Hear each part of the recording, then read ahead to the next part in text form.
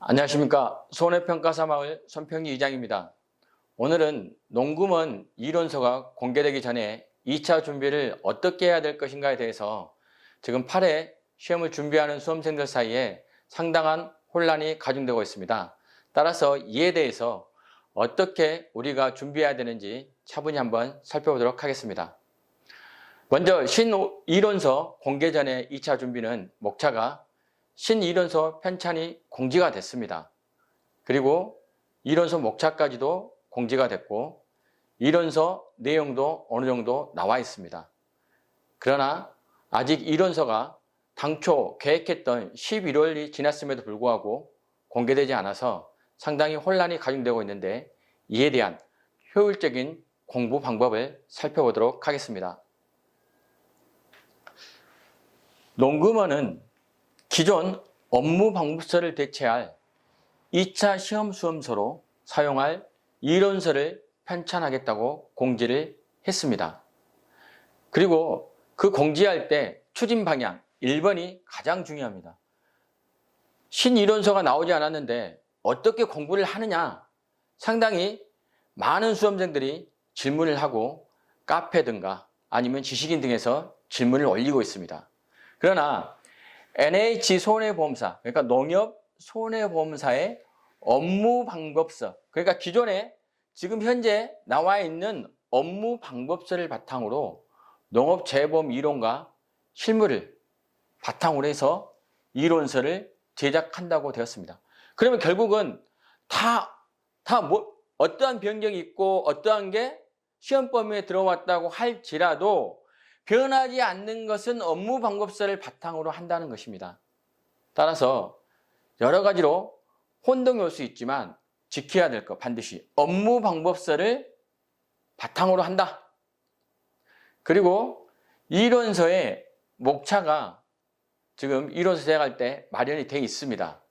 그리고 농식품부를 포함한 관계기관의 협의를 통해서 목차를 확정한다고 했습니다. 그리고 마지막 이 관련 내용 이런 것은 특별한 사항이 없고 결국 이론서를 제작한다는 내용인데 가장 중요한 것은 1번 여기서 업무방법서가 안 나왔는데 어떻게 공부를 하느냐 나와서 공부를 하자 다 필요 없습니다. 기존의 업무방법서를 바탕으로 준비를 하시면 됩니다. 그러면 이에 대한 추진 일정이 결국 이론서 제작을 8월 10월에 한다고 해서 11월에 발표하기로 했지만 지금 12월 말입니다. 일부 인터넷에서 12월 중순 정도에 이론서를 발표하지 않겠냐.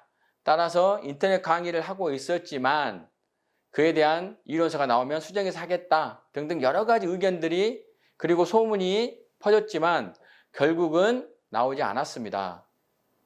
그리고 이론서 목차 이미 그 공지할 때 주어졌어요. 우리가 말하는 일장이 1과목입니다. 1과목. 이론과 실무. 이론과 실무에서 기존에 없었던 손해보험 이론이 이 범위에 들어와 있어요. 손해보험 이론이.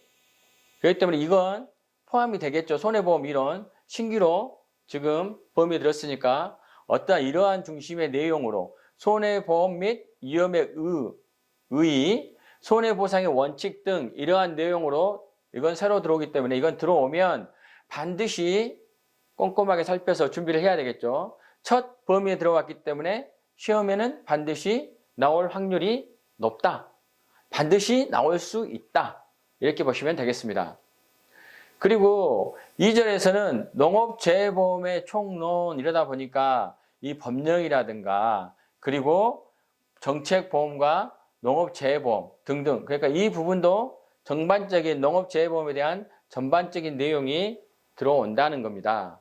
그리고 3절은 우리가 지금 공부하고 있는 업무방법서의 전체적인 내용이 중복이 됩니다. 단 여기에 상품 내용 그러니까 과수작물이나 이러한 여러 가지 상품 내용 그러니까 우리가 말하는 과수 4종 과수 종합과수, 논작물, 밭작물 해서 이러한 것들의 각 품목별 상품의 특성이 나온다는데 이 말은 무엇이냐 그러면 여러 가지 인터넷 강의에서 이 내용에 대해서 나오고 있는데 상품 품목별 상품의 특성을 말하는 겁니다. 이건 잠시 뒤에 한 번 더 살펴보도록 하겠습니다.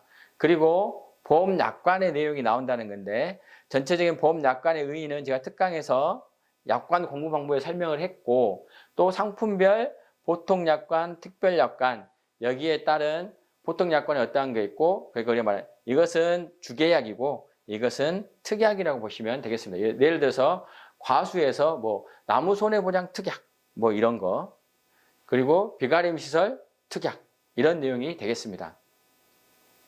그리고 4절에서 가축 재해보험 제도 나오는데 여기도 가축별 보험 약관 내용 그러니까 주계약이 있고 특약이 있는 그러한 내용들이 들어온다는 겁니다. 그리고 2장은 우리가 말하는 2과목 손해평가의 이론과 실무 여기는 전체적으로 1절이나 2절이나 현재의 업무 방법서하고 큰 차이가 없습니다. 그러나 가축재해보험의 손해평가는 올해 7회 시험에서는 상당히 많은 부분이 수정되고 축소가 됐습니다. 그러나 축정별 보상 관련 보험약관 주요 내용이 들어온다는 것은 우리가 말하면 뭐 소, 돼지 등등의 이러한 축정별 보험약관, 보상 관련의 보험약관이 대거 포함이 되기 때문에 그 보험약관은 철저히 공부할 필요가 있습니다. 그러면 여러 경로를 통해서 자료를 수집 분석해 보면 결국 신이론서로 8회 시험을 진행을 합니다. 8회 시험을 진행하는데 어쨌다 시간이 상대적으로 다른 기존의 1회부터 7회 시험을 봤던 수험생에 비해서 8회에 대한 시험 범위가 확정되지 않고 이론서가 나와 있지 않기 때문에 준비 기간이 짧다는 게 여러분에게 혼란을 주고 있습니다. 그러면 이 이론서 진행에 대한 현황에 대한 루머는 이론서 제작에 입찰 참여자가 없어서 8월에 유찰이 됐습니다. 유찰이 되다 보니까 수의계약을 9월에 진행해서 당초 11월에 발표하기로 했으나 11월이 지나 보니까 12월 중순에 공지한다는 소문이 엄청 퍼져 있었어요. 그래서 뭐 12월이 지나서 공부를 해야 된다. 12월에 지나서 그 업무 방법서를 받아서 새로운 수험서가 신규로 나올 것이다 등등 여러 가지 얘기가 있었지만 아직 12월이 지금 다 끝나감에도 불구하고 아직 공지가 되지 않았어요. 그러면 결국 이것은 내년 22년 1월에 공지 의견이 지배적입니다. 그렇다면 이 이론서 내용에는 어떤 게 포함될 것인가? 앞에 목차 봤잖아요. 좀 앞장에서 목차를 본 것처럼 결국 추진 방향에서 기존 업무 방법서의 틀을 유지합니다. 그럼 결국 뭐냐? 현재 공부는 기존 업무 방법서를 기초로 공부를 해야 된다는 것입니다. 왜? 약관과 손해평가 방법에 큰 변화가 없는 상황에서 이와 동떨어진 특별한 별개의 이론서가 발간된다는 것은 불가능합니다. 그리고 여기에 손해보험 및 손해사정 이론, 농업재해보험, 품목별 보험상품 특성, 가축재해보험의 축정별 보상 관련 보험약관 이러한 것들이 기존의 업무 방법서와 달리 포함이 됩니다. 그러나 이 범위는 전체 업무 방법서에서 20% 정도의 변화가 20% 정도 변화밖에 되지 않습니다. 따라서 기존 업무 방법서로 결국 기초를 다지고 그에 따른 계산 연습 문제를 그러니까 계산 방식을 공부하셔야 됩니다. 물론 거기에 따른 약간의 적지만 여러 가지 상수가 변할 수는 있습니다. 그러면 우리가 말하는 이 품목별 1과목에서 현재 1과목에 품목별 보험 상품의 특성이 범위에 포함된다고 일부 인강에서 상당히 강조를 하고 있습니다. 그러면 어떠한 내용일까? 제가 살펴보니 품목의 특성, 예를 들면 사과는 뭐 조생종이나 그러면 중생종, 만생종에 어떠한 특성이 있고 보관에는 어떻게 되고 이러한 얘기가 나올 거고 그 다음에 재배 조건 어떤 기온에서 어느 정도의 강우량에서 어떤 토양에서 재배지가 경사지가 좋거냐 평지가 좋을 거냐 이런 것들에 대한 재배 조건이 포함이 되겠습니다. 그리고 품목별 병충해 그래서 병으로 인해서 그 다음에 해충으로 인해서 그 다음에 생장 장애로 인해서 발생한 여러 가지 병충해가 나올 겁니다. 그러면 이러한 자료는 어디에서 참조하냐고 했더니 농작물 재범의 기본 자료집이나 산림청이나 농촌진흥청에 있는 데서 품목별, 상품별, 사과의 특성, 배 특성 이런 거에 대한 것을 준비를 하셔야 됩니다. 근데 이러한 부분은 1과목에서 상당히 공부하는 데 있어서 가로놓기라든가 암기사항이 상당히 늘어난다는 것은 사실입니다. 근데 여기는 미리 공부하실 필요는 없고 향후에 나왔을 때 새로운 이론서가 나왔을 때 그때 여기는 준비해도 늦지 않다는 겁니다. 그러면 어떻게 하면 이론서가 나오기 전에 효율적으로 공부를 할 것인가? 이 의견은 손평리 이장의 의견도 있지만 여러 제야의 고수라든가 기존에 공부했던 분들이라든가 기존에 인강 강사들께서 말하는 그러한 내용들을 제가 전체적으로 버무려서 한번 살펴보도록 하겠습니다. 자, 1번 기본에 충실하기. 이건 다른 방법이 없습니다. 업무 방법서를 바탕으로 한다기 때문에 다 필요 없고 이 업무 방법서를 한 달 동안 최소 2회 정도는 정독을 하셔야 됩니다. 그래서 어떠한 형태로 이루어져 있는가, 업무 방법서가 어떠한 순서로 이어져 있는가. 그래서 처음 한 번 읽을 때는 전체적으로 쭉 읽고 두 번 읽을 때는 이 과목을 중심으로 한 카테고리 형식으로 보장 방식에 따라서 그걸 한번 살펴보는 것도 좋은 방법입니다. 그리고 그럼 업무 방법서가 지금 기존에 책을 구매하지 않으셨다면 보험정책 금융, 그러니까 우리가 말하는 농구먼에 들어가면 자료실에 손해평가사 자료실에 들어가면 업무 방법서가 있습니다. 이게 한글 파일이기 때문에 나누어서 품목별로 충분히 분책이 가능합니다. 그리고 제 카페에도 분책이 할 수 있도록 된 자료가 있으니까 살펴보시면 아마 도움이 될 겁니다. 그리고 보험금 산정을 위해 일부 상수 등의 변화는 예상이 됩니다.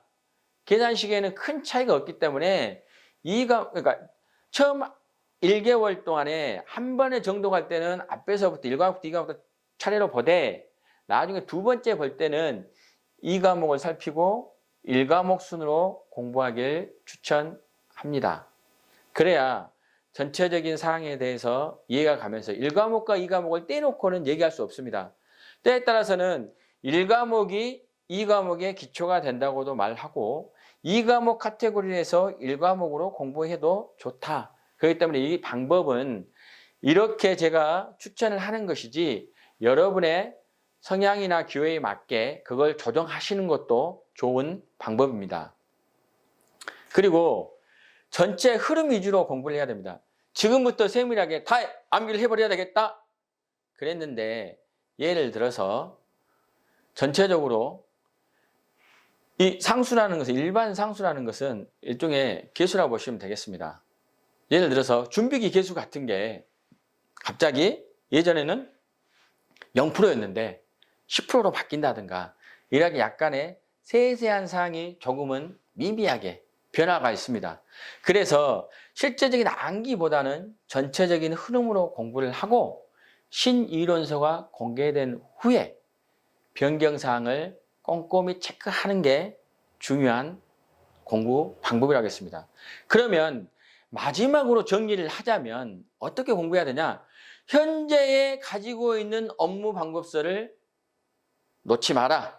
그 업무 방법서를 바탕으로 공부를 하시되 새로운 범위가 포함된 부분에 대해서 너무 걱정하지 마시고 그건 20% 정도 전체의 100에서 20% 정도밖에 되지 않기 때문에 그 부분만 따로 공부하시면 됩니다. 따라서 지금의 업무 방법서에 충실해라. 그리고 이론서가 나오면 모든 인터넷 상이나 그리고 몇 가지 뭐 신문이라든가 학원가에서 다 홍보를 할 겁니다.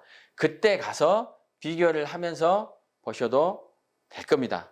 따라서 여러분께서는 어떤 공부할 시간이 없어 이러고 어떻게 하지 하는 것보다는 현재 업무 방법서를 옆에 놓고 항상 보시길 권합니다. 그렇다면 손해평가사의 마을이나 네이버에 그 다음에 카페에 손해평가사 마을 또 손평리 2장을 검색하셔서 들어가시면 다양한 자료가 있기 때문에 물론 그 자료가 작년 업무 방법서를 기준으로 하기 때문에 그러니까 올해 7회 업무 방법서를 기준으로 하기 때문에 내년하고 약간 변경될 수도 있지만 당장의 공부를 하는 데 있어서는 큰 변화가 없습니다. 무리가 없습니다. 그리고 그 정리된 게 다양한 방식으로 정리되어 있기 때문에 본인의 딱 봐서 본인에게 맞는 그러한 자료를 가지고 공부를 하시면 되겠습니다. 이상 손평리 2장의 특강을 마치겠습니다.